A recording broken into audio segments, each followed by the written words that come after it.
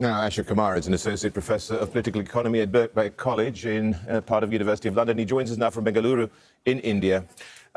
Ashok, are these tariffs, 187 billion more in tariff revenue this year than in 2024, meaning a 200% increase, does that mean that they are making America great again? Well, they certainly are increasing the amount of GPR and money that the Treasury has. But unlike the claims that Donald Trump and the Republican Party and their base are making, that this is a tax on foreign nations and foreign companies, of course, we know that this is actually a form of regressive tax at the point of consumption, at the point of American consumers. So effectively, it's extracting taxes in a highly regressive form to consumers. And so is it making America great again? So this is the question, I guess. This is both an economic question and a political question. What turned out to be kind of economic rationales at first with the tariffs, which, Trump said, this is the way to bring back jobs to America. We haven't actually seen that. I mean, we've seen existing industry, some of them like steel and maybe automobiles, strengthen a little bit, but it hasn't increased really at any significant number or even noticeable number investment in technology and manufacturing. But what we have seen later on is an assertion of American political power.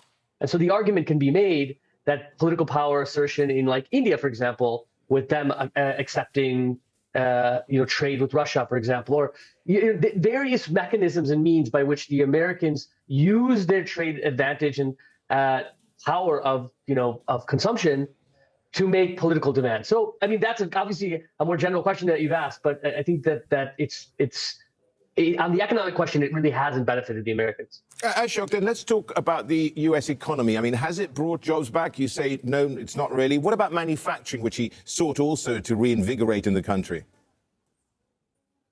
Look, when you do tariffs, if you do very targeted tariffs on industries that you already have in your country, so for example, if you had just focused on automobiles and steel or something like that, then it would have potentially emboldened those sectors and led to more job creation in those sectors.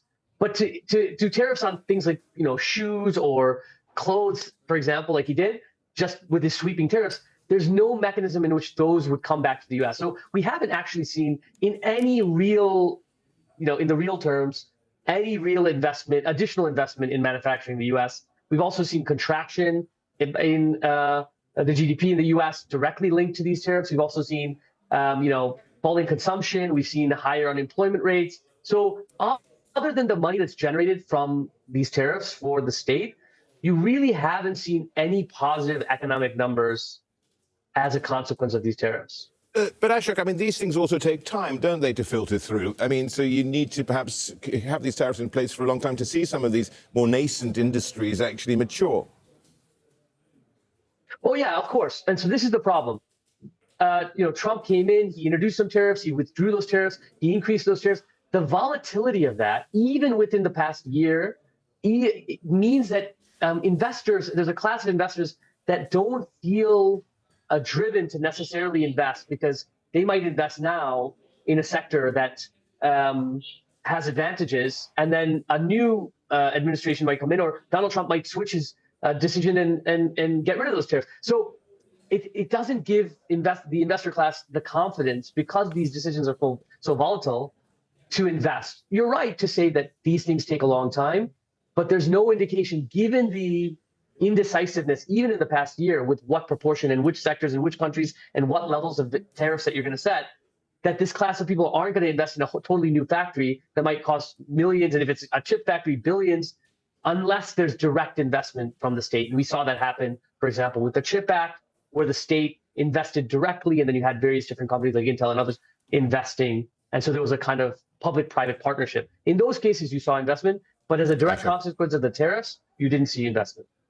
Ashok, we could talk about this for days, I think, but all Father Time has curtailed our conversation. Thank you so much for joining us. Ashok Kumar there from Birkbeck College, University of London.